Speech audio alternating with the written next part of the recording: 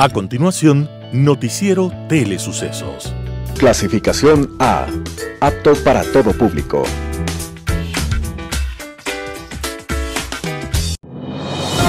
Inicie el día bien informado. El mejor noticiero de la mañana informando para usted.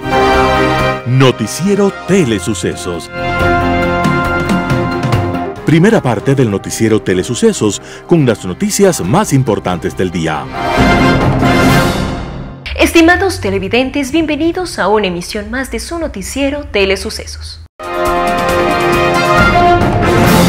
Un día como hoy. Un médico cirujano en un viaje por mar naufragó y llegó a tierras extrañas. En una misteriosa isla, los habitantes medían apenas unas pulgadas. En otra, solo existían gigantes. Y así, de sorpresa en sorpresa, nos lleva a lugares dominados por nobles caballos, mientras que las bestias éramos los humanos. Esta novela es un clásico llamado Los viajes de Gulliver, y su autor es Jonathan Swift, un pastor protestante preocupado por la sociedad humana. Muchos lectores creen que se trata de una historia infantil, pero en verdad es una de las grandes obras satíricas en la historia de la literatura. Swift retrata a los humanos con todas sus mezquindades e insensateces. Encuentra pueblos que, manipulados por los gobernantes, van a la guerra porque discuten de qué manera se debe romper la cáscara de los huevos. Tras la apariencia de una historia infantil, Swift critica la invasión inglesa a Irlanda, los sueños humanos de la inmortalidad e inclusive defiende los derechos de los animales. Al final, en la obra, Gulliver, el hombre que había vivido aquellas experiencias en extrañas tierras, termina tan hastiado de la sociedad humana que toma una decisión radical. Al regresar a Inglaterra, Gulliver rechaza a los humanos y empieza a vivir en paz y armonía con los caballos, a los que descubre como más nobles. Jonathan Swift estaba naciendo un día como hoy, 30 de noviembre de 1667, y nació para invitarnos a reflexionar sobre los gigantes ocultos que existen dentro del ser humano. Los mejores y más interesantes eventos en el noticiero Telesucesos. Titulares. El 92% de la agenda para Fiestas de Quito 2020 será virtual. Quito prohíbe la venta de alcohol durante sus fiestas. La Organización Mundial de la Salud indica que la actividad física es necesaria en medio del confinamiento. Entrevista a Juan Fernando Velasco, candidato a la presidencia de la República por el movimiento Construye. El Pleno del Consejo Nacional Electoral aprobó reglamento de funciones de delegados en el exterior. El informe semanal de Ecuador Verifica. Vida y tecnología con el tema Uso de los canales electrónicos para pagos. En política internacional abordaremos la venganza del califa. El editorial será de José Hernández, Juicio a Romo, el Partido Social Cristiano y Creo tostaron granizo, y de Hernán Pérez Luz, primero devuelvan lo robado. En deportes, la Vuelta Ciclística al Ecuador y Diego Armando Maradona. El show del básquet traerá a la Liga Nacional Femenina. En tanto, en el segmento dedicado a nuestro mejor amigo, hablaremos de mitos y verdades en torno a los perros. Noticias del día con Carla Sánchez. El 92% de la agenda de Fiestas de Quito del 2020 será virtual. Un total de 183 espectáculos artísticos y culturales serán parte de la agenda de Fiestas de Quito del 2020. Así lo anunciaron las autoridades de la Secretaría de Cultura del municipio de Quito a través de una rueda de prensa en el Palacio de Cristal del Parque Ichimbía. Diego Jara, secretario de Cultura, señaló que para armar la agenda de este año se invirtió un poco más de $500.000. Este dinero irá a 248.000 familias de los artistas que participarán en la programación, que en su gran mayoría será virtual y se transmitirá por redes sociales del municipio. La agenda tiene 6 componentes: los eventos tradicionales, los eventos hitos, los eventos en territorio, la programación independiente, la programación de la Red Metropolitana de Cultura y la programación de las administraciones zonales. Entre los eventos que serán transmitidos en vivo también está el Encuentro Lúdico de Danzas Quiteñas, el Festival del Pasacalle, el Festival de Orquestas, el Encuentro de Bandas Institucionales, Quito Joven, la edición del Festival de Rondas Tunas y Estudiantinas, la edición del Festival Intercultural Mazapán de Oro y la edición de la Noche de Requintos, entre otros. OMS indica que la actividad física es necesaria en medio de confinamientos. A medida que el coronavirus obliga a más gente a permanecer en sus hogares, la Organización Mundial de la Salud, OMS, declaró que la actividad física es más necesaria que nunca y que se evitaría 5 millones de muertes por año si la gente trotaría, caminara o simplemente se moviera más. En sus nuevas directrices sobre los ámbitos sedentarios, la Agencia de Salud de las Naciones Unidas señala que 1 de cada 4 adultos y 4 de cada 5 adolescentes no realizan suficiente actividad física, una situación que se ha vuelto más complicada debido a la crisis del COVID-19, que obliga a mucha gente a permanecer en sus hogares. Recomienda al menos 2 horas y media semanales de actividad aeróbica moderada a vigorosa. Para los adultos, 1 hora y media diaria, y para niños y adolescentes. La falta de actividad física genera gastos de salud adicionales en $54.000 millones por este año, a los que se suman otros $14.000 millones por productividad cesante, dijo la OMS. Quito prohíbe la venta de alcohol durante sus fiestas. El municipio de Quito informó que se prohibirá la venta de bebidas alcohólicas durante los días 4, 5 y 6 de diciembre en horario de 14 horas a 6 horas. El anuncio se hizo por redes sociales. Sobre la circulación, la Secretaría de Movilidad informó que el plan Hoy Circula se mantendrá, es decir, que el viernes 4 de diciembre circulan solo placas terminadas en dígito impar, el sábado 5 placas terminadas en dígito par y el domingo circulan todas las placas. La alcaldía ha señalado que ningún evento por Fiestas de Quito será presencial, por lo que hoy presentará una agenda sobre las actividades y formas de acceso. Los candidatos, personajes que intervendrán en el próximo evento electoral en febrero de 2021, con Meili Rosas. Hoy nos acompaña Juan Fernando Velasco, candidato a la presidencia de la República, para brindar detalles de su candidatura y comentar el porqué de su decisión. Es decir, pasar de ser un reconocido artista ecuatoriano a buscar llegar a la presidencia del Ecuador. Plantea una alternativa ciudadana diferente, en donde es tan disruptiva como el hecho de que nuestro candidato de este nuevo movimiento que se llama Construye es un músico, es un ecuatoriano que ha trabajado toda su vida. No voy a hablar de tercera persona, no sé por qué estoy cayendo en eso. Soy un ecuatoriano que ha trabajado toda su vida, que ha creído en este país, que ha creído en sus posibilidades, que ha tenido un nivel de éxito, que ama el Ecuador y que ha enfrentado los problemas de emprender, de crecer, de trabajar en este país, y sobre todo que ha podido juntar, y de eso se trata. Yo creo que la clave aquí, cuando hablamos de gobernabilidad, es esa capacidad de generar consensos, esa capacidad de generar diálogo, conversación y de buscar los problemas que a todos nos preocupan. Juan Fernando Velasco Torres fue ministro de Cultura. Llegó al cargo en julio de 2019 en reemplazo de Raúl Pérez Torres. Quizá ha sido su única experiencia en el sector público. Sin embargo, a continuación explica sus motivaciones para asumir este reto.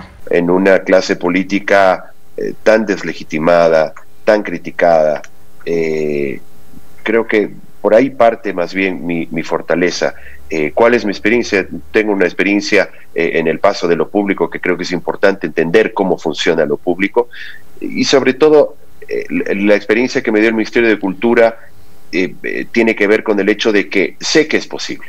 O sea, cuando nosotros llegamos al ministerio, después de estar fuera, peleando por o exigiendo cosas para el sector cultural durante años y pudimos resolverlas en un periodo de un poco más de un año, cosas que habíamos anhelado durante tanto tiempo, me di cuenta que efectivamente desde lo público, con la voluntad política, con el grupo de gente correcto, se pueden lograr esos cambios que son fundamentales. Que no me digan que no es posible, porque es posible. Y la frescura que plantea mi candidatura es la de no tener compromisos. Finalmente en la vida política uno tiene que transar con unos, tiene que dialogar con otros, tiene que llegar a acuerdos, tiene que hacer compromisos. Yo no tengo nada de eso. Llego con la hoja limpia, digamos. Puedo saludar con, creo que cualquier actor político que se encuentre en este país de manera cordial y plantearle un diálogo constructivo. El movimiento Construye, antes Ruptura de los 25, le apuesta a la candidatura de Velasco en binomio con Ana María Pesantes. Dicho movimiento se identifica como una organización de centro izquierda. Ruptura de los 25 ha formado algunos líderes políticos, entre ellos María Paula Romo, exministra de Gobierno, Juan Sebastián Roldán, actual secretario particular de la presidencia, entre otros. Pero en la actualidad, ¿qué rol juega María Paula Romo en el movimiento Construye? María Paula no ha sido parte hasta el momento efectivamente de ninguna de las decisiones que como movimiento estamos tomando, de las acciones en territorio. Ya pues ha sido parte de este gobierno, una pieza fundamental. No hemos hablado, te soy sincero, Milton, desde que ella dejó el gobierno. Yo me imagino que se tomará un tiempo para pues descansar. Ha sido una tarea titánica la que pues cualquier ministro en la posición en la que estaba María Paula ha debido enfrentar, y si se involucra pues será como un soldado más de este movimiento. Ya no tiene una posición de directiva, es parte del movimiento, eso lo sabemos todos, pero no tiene no está en las decisiones. Con quien trabajamos es con el nuevo grupo de asambleístas, que son caras nuevas, que es gente en general que no tiene ninguna vinculación con la política, y estamos tomando nosotros las decisiones. Este es un movimiento en donde en la directiva está Iván González, que es un cuadro fundamental con el cual compartimos muchísimos de los principios que nos mueven, los valores, en donde más que una ideología hay un conjunto de valores que nos mueven. Yo no soy no soy afiliado al movimiento Construye, tampoco lo es Ana María Pesantes, que es mi binomio, es la candidata a vicepresidenta. Así que un poco ese es el mensaje, ¿no? Aglutinar a la mayor cantidad de sectores dentro de este espectro de centro, en donde nos alejamos el radicalismo de uno y otro lado. 3 candidatos presidenciales lideran las encuestas de quien posiblemente ganará las próximas elecciones.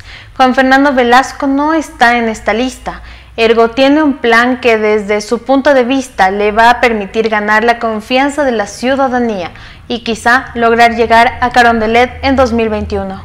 Son una herramienta para entender qué es lo que sucede en el tema electoral, que permite construir una estrategia. Muy difícilmente lo que veamos hoy en la encuesta es lo que va a suceder en la papeleta dentro de 2 meses y medio más o menos. Creo que algunos candidatos utilizan de manera incorrecta las encuestas en el sentido de que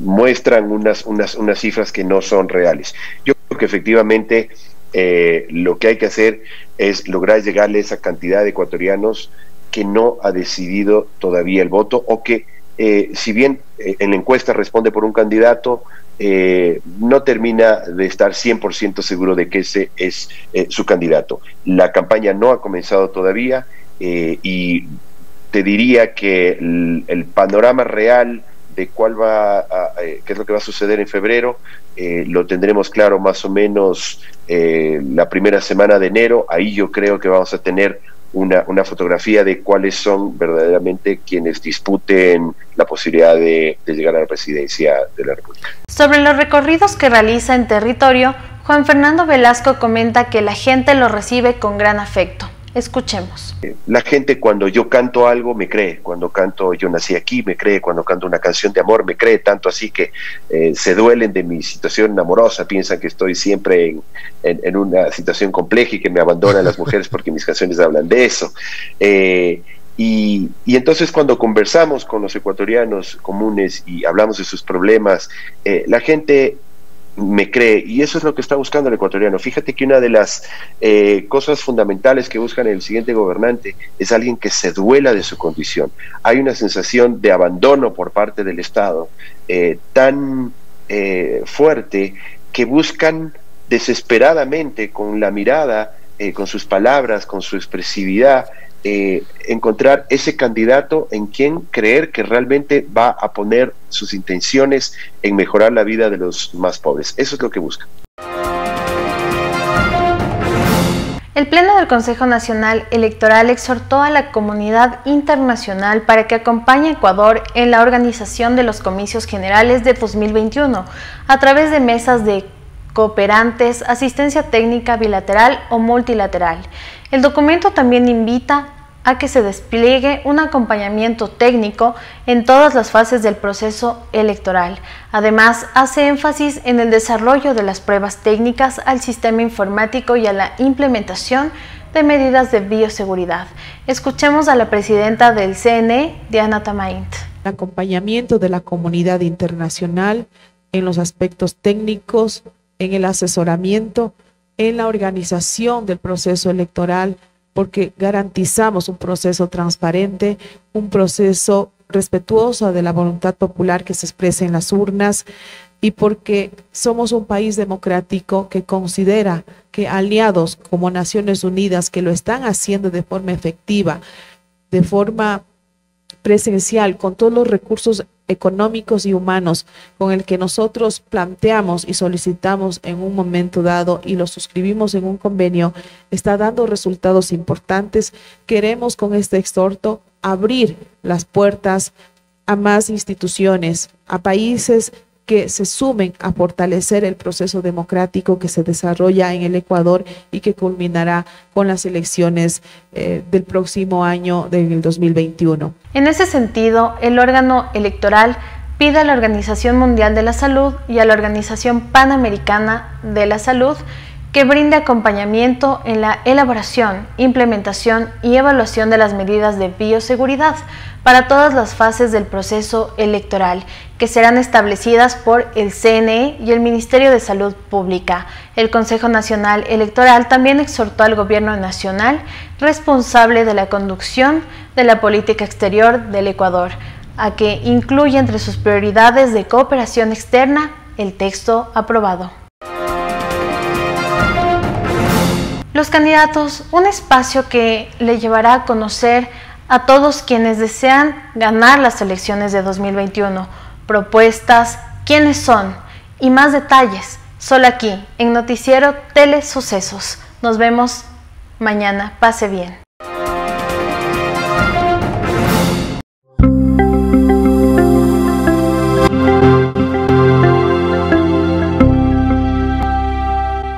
Ecuador Verifica realizó verificaciones del discurso de algunos candidatos y de la información falsa que circula en Internet. El candidato presidencial Guillermo Lasso presentó un plan de gobierno el jueves 19 de noviembre. En ese evento afirmó que son 8 millones las personas de la población económicamente activa, pero que tan solo 2.8 millones tienen empleo, 5.2 millones no tienen empleo y la mayoría son mujeres o son jóvenes. La primera cifra es cercana a la realidad. De acuerdo a los datos del INEC, la población económicamente activa está compuesta por 7.8 millones de personas. De ese total, 7.3 millones de personas tienen empleo en el país, mientras que los 2.8 millones de personas que menciona Lasso solo corresponden a personas con empleo adecuado, es decir, quienes perciben el salario básico o más.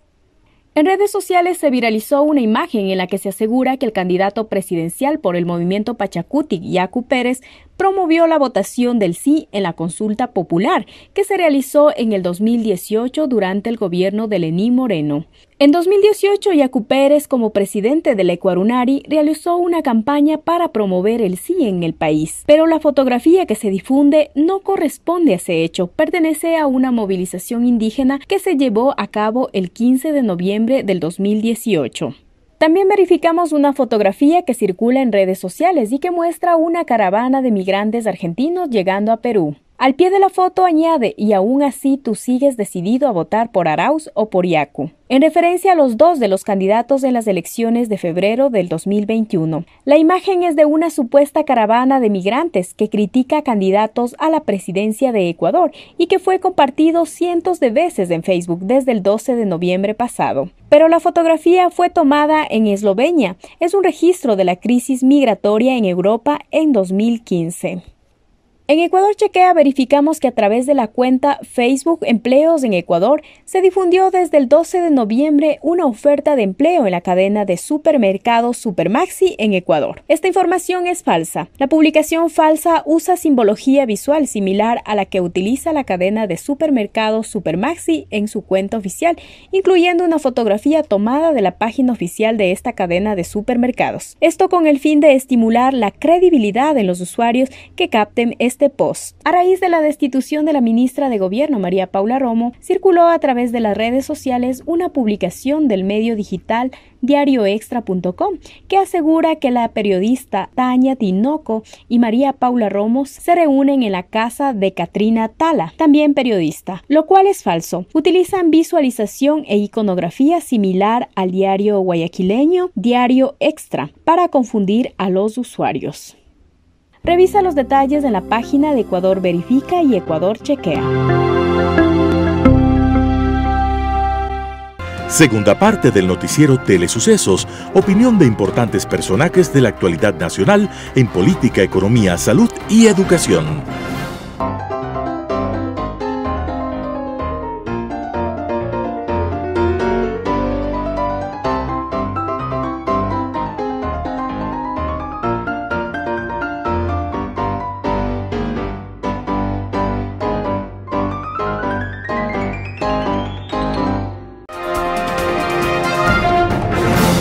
Hola amigos, esto es Vida y Tecnología en su noticiero Telesucesos. Queremos comentarle la explosión para el Ecuador del uso de canales digitales para transacciones bancarias. Hemos visto durante este año que lo que se esperaba que sucediera en el 2021 o en el 2022 ya sucedió.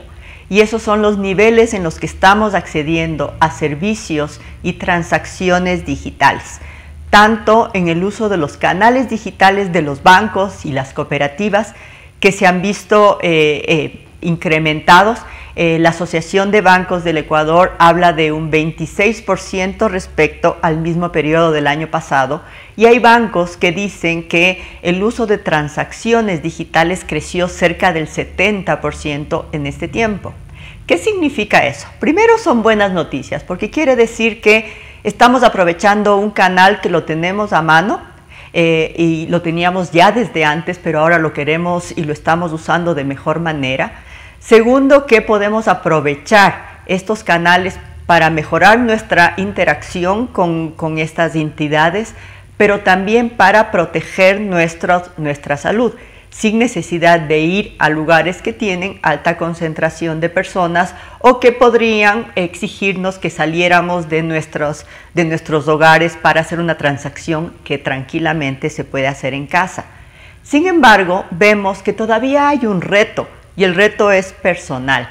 ¿Qué podemos hacer nosotros para aprovechar esas plataformas que ya las instituciones financieras las han puesto a nuestro servicio desde antes, desde mucho tiempo antes, y que ahora se están viendo más utilizadas? Lo primero es empezar a utilizar con seguridad. Es decir, si tenemos un momento libre, por ejemplo, el fin de semana, y queremos saber cómo hacer el pago de tal o cual servicio o de tal o cual producto, empecemos a encontrar en la página de nuestra institución financiera el cómo hacerlo. Porque a veces que estamos con corto tiempo y tenemos que hacer un pago, empezamos a entrar a las páginas, a ver qué hacer, no encontramos la forma, no sabemos a quién llamar, al mismo banco, porque ahora también los bancos y las instituciones financieras han puesto canales de atención al cliente para ayudarnos a mejorar la interacción con esos canales digitales. En cambio, si tenemos un tiempito libre y que podemos hacer un ejercicio de relacionamiento, de empezar a aprender o de mejorar o de ver qué hay de nuevo en nuestra plataforma bancaria, podría ser útil, sobre todo porque hay que tener ciertas precauciones para que esas transacciones sean llevadas adecuadamente. para que no nos equivoquemos en el número de la cuenta de la persona a la que queríamos transferir, o que no encontremos el servicio para pagar, por ejemplo, nuestra aportación al IES, o para pagar un impuesto predial, o el pago de la luz o del agua. Entonces, ir registrando esas transacciones frecuentes, esas que hacemos al menos una vez al mes, para que sea mucho más fácil la siguiente vez que tengamos que hacerlos. Entonces, esta idea es empezar a relacionarnos mejor con los canales digitales de pago, de modo que aprovechemos esta oportunidad que tengamos. Y por otro lado, también miremos la seguridad que hay que tomar en cuenta. Un factor importantísimo es seguridad, y estar conscientes de las cosas que hacemos ayuda a generar esa confianza y seguridad. Nunca se olviden de cerrar la página de su entidad bancaria antes o después de terminar la transacción, de modo que es como cerrar la puerta de nuestra casa el momento que salimos. Asimismo tenemos que hacerlo. Ese paso de salir de la página de la institución bancaria es muy importante. Esto es Vida y Tecnología, y esperamos que esta información sea útil para ustedes también. Muchísimas gracias. Global Hoy con Alan Carney. Conversemos hoy día sobre la venganza del califa. Recordemos que en el año 2016 se produce una rebelión al interior de Turquía por elementos de las Fuerzas Armadas, principalmente de la Fuerza Aérea, que tratan de dar un golpe de Estado en contra del presidente Erdogan. De ninguna manera un intento de golpe de Estado es justificable. Eso es simplemente un atentado contra cualquier principio democrático. Pero ciertamente en Turquía, el curso al cual ha llevado el presidente Erdogan al país ha sido un curso esencialmente antidemocrático. Ha sido un regreso del país a prácticas por lo menos centenarias, inscritas dentro de lo que era la visión de un califato otomano que había existido y que había perdurado a lo largo de varios cientos de años, y memoria del cual es parte importante el pensamiento político del presidente Erdogan al presente. Esta idea que plantea Erdogan de desarrollar un nuevo califato en torno a su figura y en torno a aspectos religiosos y aspectos étnicos, esencialmente esta naturaleza túrquica en torno al idioma, que trata de proyectar el poder de Turquía más allá de sus fronteras y más allá de sus posibilidades también. Este título que le pongo al programa de hoy obviamente se refiere a las sentencias que una justicia cada vez más funcional al poder, cada vez menos independiente, cada vez más alejada de los principios que rigen al pensamiento jurídico occidental y cada vez más alineada con el poder y con las decisiones del poder, ha dictado en contra de muchas personas que participaron en este alzamiento. 20 y pico de oficiales, altos oficiales de las Fuerzas Armadas han sido condenados a lo que en Turquía se denomina una cadena perpetua agravada, que significa la imposibilidad de que por ningún concepto se la pueda disminuir. A estas 20, 25 personas de la oficialidad, de la alta oficialidad de la Fuerza Aérea y de las Fuerzas Armadas, se unen casi 300 sentencias adicionales a diversos personajes, a diversos ciudadanos o a miembros también de las Fuerzas Armadas que han sido también condenados en esta sentencia. Es evidente que el califa en ciernes ha aprovechado una circunstancia mediática para sus fines. Lo hizo ya con ocasión del conflicto que mantuvo con el presidente Macron sobre el lamentable y vergonzoso caso del profesor francés Paty, abatido, asesinado, decapitado por alumnos suyos, alumnos convertidos en sicarios de un Islam radical y extremo, muy del agrado de un integrista islámico convencido como es Erdogan. Se trata de un paso más en el camino del control total, de la desaparición de cualquier rezago de la independencia de la justicia turca ya cooptada dentro del modelo dictatorial establecido por el nuevo califa. No nos podemos olvidar de que apenas sucedido el golpe, se separó a 150.000 funcionarios públicos de la administración acusados de ser partidarios de un opositor del presidente Erdogan, el señor Gülen, también un integrista islámico con quien se pelea en el año 2013.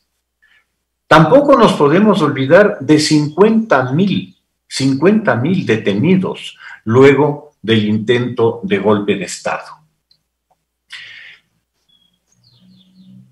No nos podemos olvidar tampoco de una circunstancia que se presentó hace poco, como fue el revés electoral sufrido por los integristas, por los partidarios, por el partido del presidente Erdogan en la elección de alcalde de Estambul, el cargo desde el cual él mismo se catapultó a la política nacional en su momento. Y esta derrota, que pese a todas las trampas y artimañas que el régimen trató de interponer hasta el punto de hacer repetir las elecciones, aduciendo un fraude en un organismo electoral absolutamente controlado por esos, y que resultaba, por lo tanto, de todo punto increíble, a pesar de esto, resultan derrotados en Estambul, que es la capital intelectual, el centro económico principal de Turquía. Evidentemente esto Erdogan lo ve como un riesgo para el futuro de su proyecto político. Y en esa medida, él busca dar golpes de efecto que de alguna manera le hagan recuperar la iniciativa y le den una imagen de hombre duro, de hombre decidido, dentro de su base electoral integrista, que obviamente va a respaldar este tipo de actitudes extremas.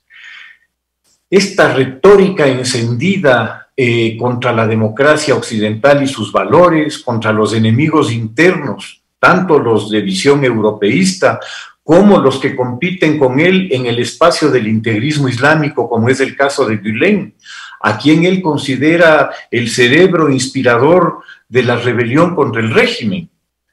Y naturalmente, no solo contra el régimen, sino también contra su vida, como todos los caudillos y dictadores en su momento aducen.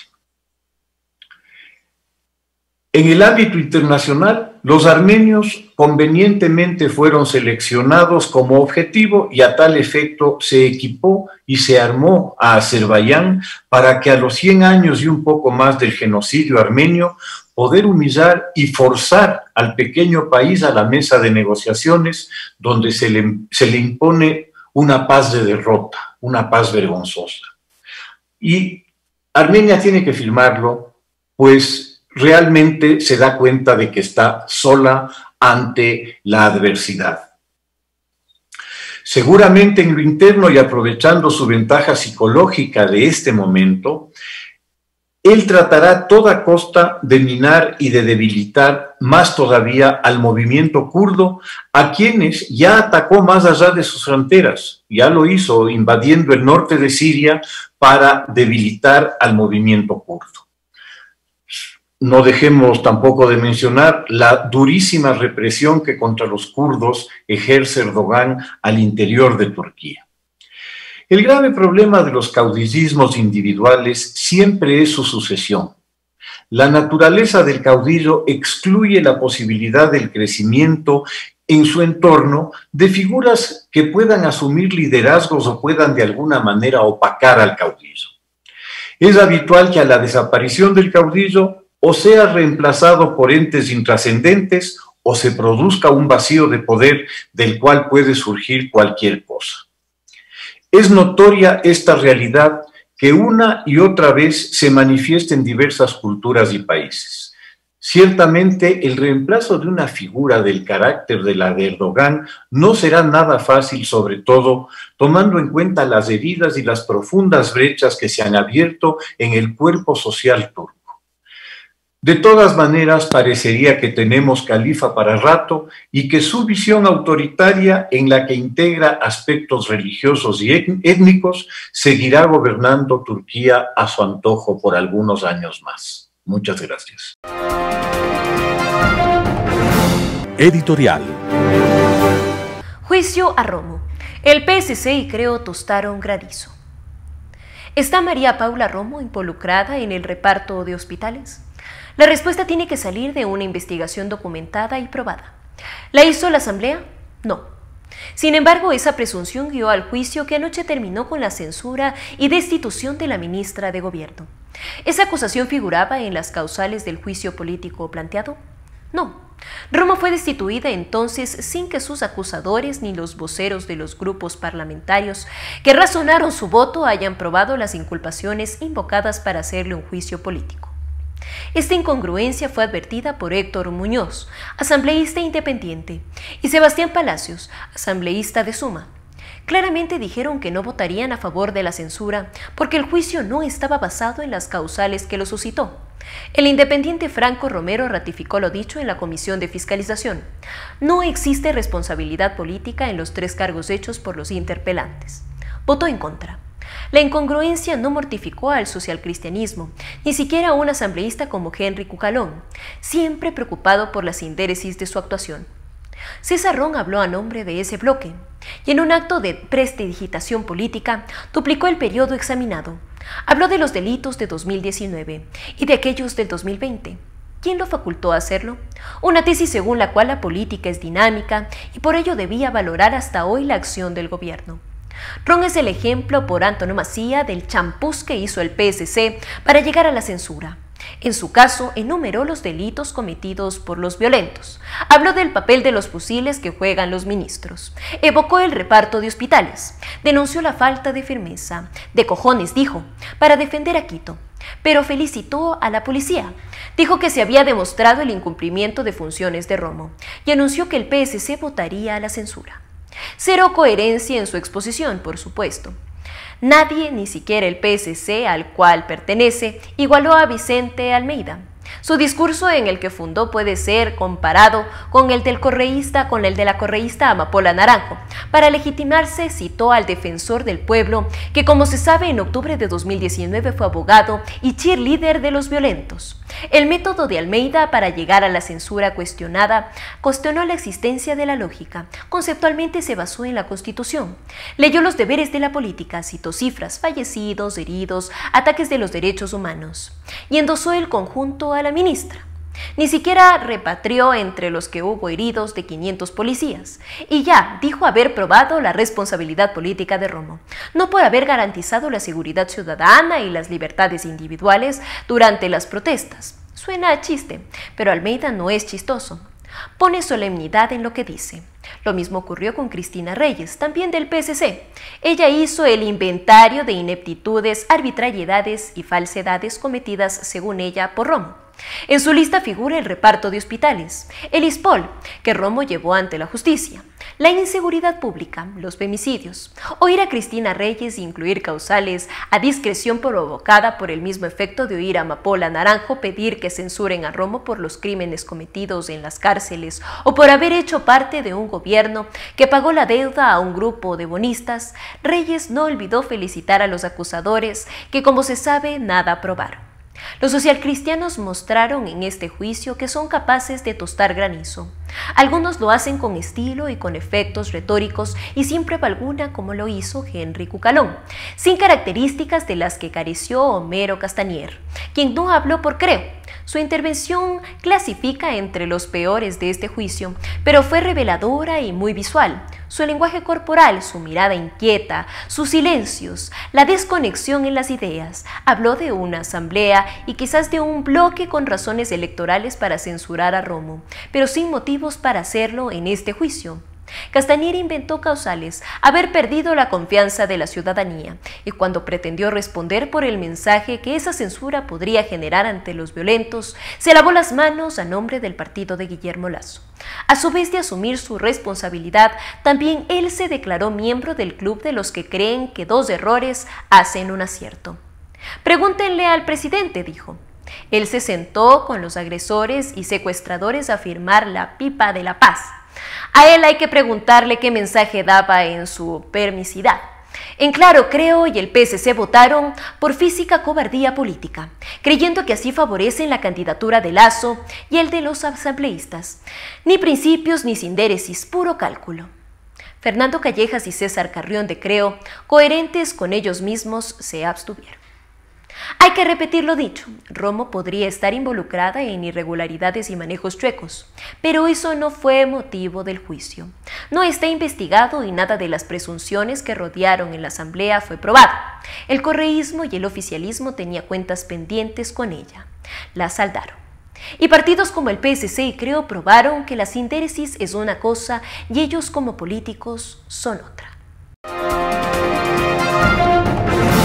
Editorial. Primero devuelvan lo robado. ¡Qué cinismo! Se habrían llevado $1.000 millones según varios informes y ahora proponen regalar $400 mensuales que encima no serán de contado, sino disque electrónicamente y de paso es dinero que no se lo podrá llevar al exterior.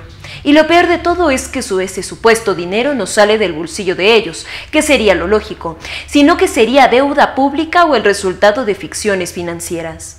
Pero cuando ellos se robaron miles de millones, allí no se los llevaron las moneditas electrónicas o por el celular o en dólares de nuestro quebrado Banco Central, no. La plata que ellos se robaron fue en dólares de los Estados Unidos de América, en dinero contante y sonante que ellos sí lo pudieron depositar en cuentas bancarias del exterior, dinero que sí lo pudieron amasar en caletas, cisternas o tumbados o lavarlos comprando haciendas, edificios, carros de lujo, mansiones y negocios. ¿Y por qué mejor no devuelven a los ecuatorianos el dinero que se robaron en vez de ofrecer la sandez que han propuesto? Es más, si solo devolvieran la mitad de esos millones de dólares que se robaron, alcanzaría y sobraría para cada familia pobre ecuatoriana que tenga varios años en fondos para rehacer su vida, para iniciar un emprendimiento o tenga un pequeño capital de reserva. Si devolviesen solo la mitad de todo el despilfarro, coimas, sobreprecios y sobornos que se llevaron por más de una década, robos que el gran ladrón tuvo el descaro de decir que no afectaba al erario nacional, pues eran acuerdos entre privados, con solo eso los ecuatorianos más pobres tendrían algo de esperanza para salir de la crisis que están inmersos. El problema con la propuesta no es la dolarización, que ciertamente terminaría por acabarse. No hay que perder tiempo analizándola desde las ecuaciones de la macroeconomía, no. Este es un asunto de criminología, de delincuencia organizada. Lo que buscan con la propuesta es impunidad. Buscan que el país, especialmente los ecuatorianos más pobres, se olviden de que se robaron miles de millones de dólares y que se contienen más de $400 disque al mes enviados por celular, ofreciéndoles migajas a la pobreza. Lo que pretenden es borrar el gigantesco robo que cometieron. Y la mafia no le importa la dolarización, ni el desarrollo del país, ni el déficit fiscal, ni la gente, y menos de su salud o educación. Lo que les interesa es seguir robando y que nadie los moleste. Que no los molesten la Diana Salazar, la Daniela Camacho, los jueces honestos, que sí los hay, o gente como el recién fallecido el economista Jorge Rodríguez. Una vez más ha quedado al descubierto que el jefe de la pandilla lo único que le preocupa es ver cómo se anula la sentencia que lo condenó. cómo distrae al país con sus shows a través de sus títeres, pero sobre todo, cómo el Ecuador se olvida de que le robaron miles de millones de dólares, cómo se olvida de la necesidad de establecer una comisión internacional bajo la ONU con plenos poderes para que dé soporte a la Fiscalía.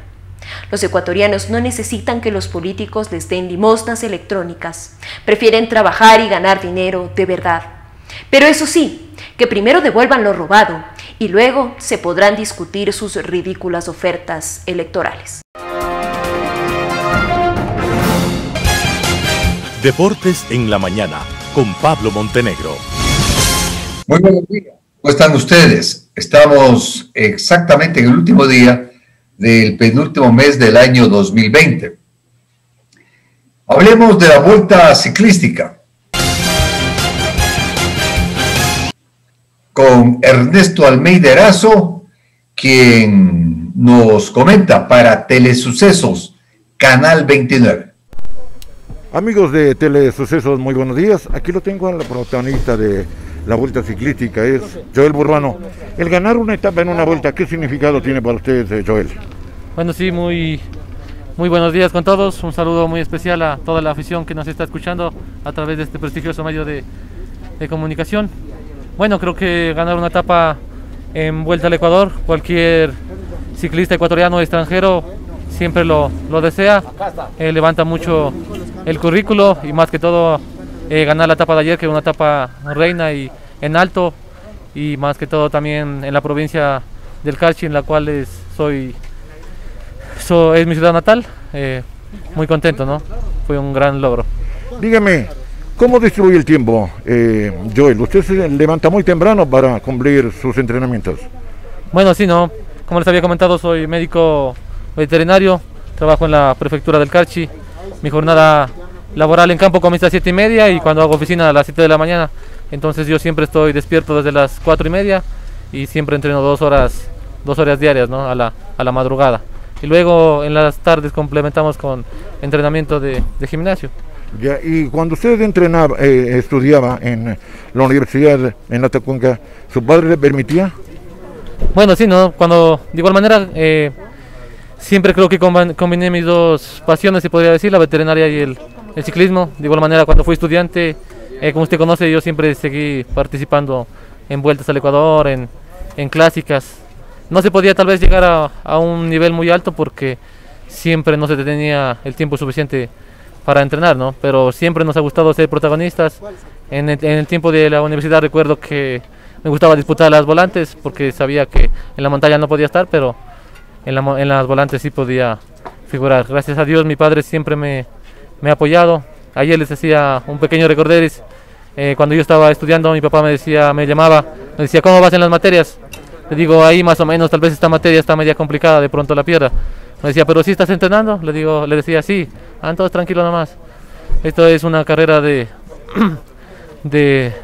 es una carrera de velocidad, sino de tiempo, ¿no? De resistencia. Muy bien, siempre gracias. Apoyando. Qué gusto verlo nuevamente, Joel. Muchas gracias a usted, licenciado. Amigos de Telesucesos, ese ha sido el informe con los protagonistas de la vuelta aquí. Adelante, Pablo, tú tienes la palabra. Maradona. Desde que falleció Diego Armando Maradona, se han publicado millones de tweets en Facebook, también crónicas, fotografías, videos de quien fue para unos el más grande del fútbol, para otros consideramos que no, que fue un gran jugador, que después de Pelé, por ejemplo, para mi criterio, Maradona es el segundo. No voy a entrar en la vida privada de él porque en un momento determinado, como a mí me va a pasar, el de arriba me juzgará por mis actos, acciones u omisiones. Pero a mí me ha quedado impactado un mensaje en esas redes que tanto he leído que no sé en dónde leí, que un médico argentino decía, es inaudito lo que hace el presidente Fernández. Decreta 3 días de duelo nacional. Abre la Casa Rosada para velarle al señor Diego Maradona. Le importó un bledo la pandemia, porque los cientos de miles de personas no tuvieron distanciamiento, ni tampoco tuvieron los cuidados que se habla, el cubreboca, el distanciamiento, el no dar la mano. Mientras Argentina, que fue confinada al encierro para evitar el rebrote del COVID-19, muere un futbolista y se olvidan de todas las medidas. Muere un futbolista y se le rinde todos los homenajes.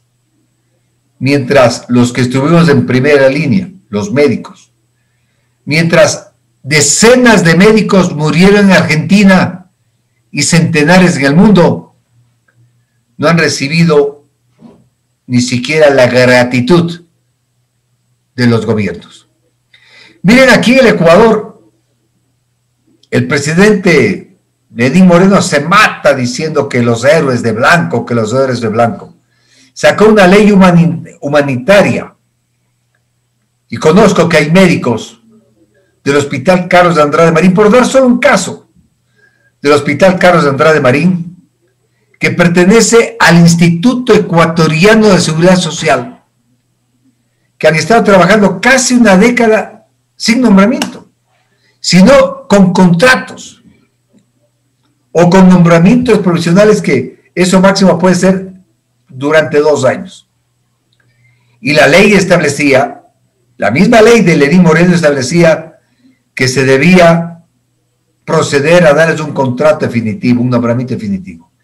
Los médicos del IES no están pidiendo, señor Jorge Guates, que usted es presidente del IES, no están pidiendo una dádiva, no están pidiendo que le den un nombramiento, no. Lo que están pidiendo es hagan el concurso y participamos. Y si ganamos, ganamos, si no, no. Pero no, la mejor manera en este país es que pase el tiempo, pase el tiempo. Y ahí el presidente del IES, Jorge Guates, no dice absolutamente nada. Y Lenín Moreno tampoco dice absolutamente nada. A través de quienes hacemos este noticiero en la parte deportiva, yo sí me inclino ante esos médicos que ofrendaron su vida por salvarla de otros. Yo sí le pido al gobierno que cumplan con su palabra y que ellos, sin lugar a dudas, son más valiosos que otras personas. Muy buenos días, muchas gracias, hasta mañana. El show del básquet con Beto Moncayo. La cordial bienvenida que les doy a todos ustedes. Hoy inicia el noticiero del show del básquet por la señal de Telesucesos. Les recordamos a ustedes de lunes a viernes sintonizarnos con la mejor información que estaremos llevando para cada uno de sus hogares. No se olviden, lo mejor del baloncesto en el noticiero de Telesucesos, el show del básquet. Y hoy estaremos hablando de la Liga Nacional Femenina que organiza la Federación Ecuatoriana de Baloncesto. Vamos ingresando y motivarnos con este video. Ustedes pudieron observar esa clavada espectacular. Así es como nosotros vamos a motivarles a cada uno de ustedes con todo lo que se vive acá en este momento de la Liga Nacional Femenina, y vamos a presentar a ustedes a los 6 equipos que tomarán parte en este torneo de la Liga Nacional Femenina. Vamos a ver las imágenes de cada uno de ellos. Unión Deportiva Juvenil, UDJ, estará participando también en esta liga. Vamos a ver el siguiente equipo. Ahí le vemos el equipo de Vanessa Ochoa, BO4. Qué espectacular que tiene ese equipo. Y también el otro equipo de Pichincha, el Club Victoria Cogarol. Espectacular. Y por supuesto los 3 equipos que nos toca.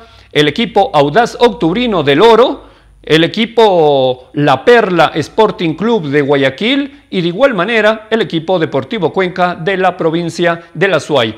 Es todo estos 6 equipos que están en la contienda. ¿Quién será el campeón para que vaya a la Liga Sudamericana? Y eso es muy importante, que cada uno de ustedes vayan adentrándose a lo que es la fiesta basquetera hoy por hoy a nivel de todo el Ecuador, que se estará realizando en 2 burbujas, en la burbuja en Quito y en la burbuja en Guayaquil. Y les voy a dar las primicias. En Quito prácticamente se estará jugando en el Coliseo General Rumiñahui. A los tiempos vuelve para poder jugar ahí esta Liga Nacional Femenina. Y en Guayaquil, este día viernes se inauguró el Coliseo Voltaire Paladines Polo de Guayaquil, donde ahí se estarán realizando también las finales. Eso y mucho más estaremos en los diferentes días dándoles toda la información que ustedes se merecen, lo mejor de lo mejor. De lunes a viernes, no se olviden, el noticiero del show del básquet por la señal de Telesucesos. Y enseguida la producción vamos a poder ver, mire, esa clavada espectacular ahí de un gran jugador, Eric Mesías, que muy pronto lo tendremos en otro país. Y por supuesto, para terminar este noticiero del show del básquet, mire, esta imagen donde dice que el baloncesto lo fácil aburre, lo difícil atrae y lo imposible enamora. Y es así que nosotros hoy por hoy empezamos con ese dinamismo del noticiero del show del básquet. No te olvides, cesto tras cesto, que viva el baloncesto y nos vemos el día de mañana. Su mejor amigo, con Nivaldo Machín de la Noval. Consejos para la tenencia responsable de mascotas. Soy Nivaldo Machín de la Noval y porque tu mejor amigo lo merece, seguimos hablando de los mitos en torno a los perros. Y otro de los mitos más comunes es que los perros no ven en colores, solo ven blanco y negro. Bueno, esto no es cierto. Los perros también pueden ver el azul, el amarillo, todas las variantes de los grises, o sea, la gama de grises la pueden ver perfectamente. A su vez el verde, el rojo y el naranja se pueden percibir, pero como variantes del gris o del amarillo. Así que no pienses que es como una película antigua lo que ve tu perro. Tu perro puede percibir algunos colores y no solamente ve en blanco y negro. Y es importante, además, que tienen muchísima más capacidad visual que nosotros, porque además tienen luz o visión infrarroja, no luz, sino visión infrarroja. Pueden ver longitudes de onda que nosotros no podemos ver ni en sueños. Así que cuando pensamos en los órganos sensoriales de los animales, pensemos que nosotros, los seres humanos, no salimos muy bien parados, porque realmente nuestros órganos sensoriales no son ninguna maravilla si comparamos, por ejemplo, con la visión de nuestros amigos, que aunque tienen una gama de colores mucho más limitadas que las nuestras, tienen una longitud de onda que pueden ver que nosotros ni en sueños. Y porque tu mejor amigo lo merece, hazle ver la vida de colores con el cariño, con el amor que tú eres capaz de brindarle. Soy Nivaldo Machín de la Noval, nos volveremos a escuchar. Y así finalizamos una emisión más de su noticiero Telesucesos. Manténgase en la sintonía de nuestra programación y no olvide seguirnos por nuestras redes sociales. Nos encuentran en Facebook como Telesucesos, Instagram, @telesucesos_Twitter, @telesucesos29 YouTube, Telesucesos HD y también por nuestra página web www.telesucesos.net. Hasta la próxima. Lo mejor de la mañana informando para usted. Noticiero Telesucesos.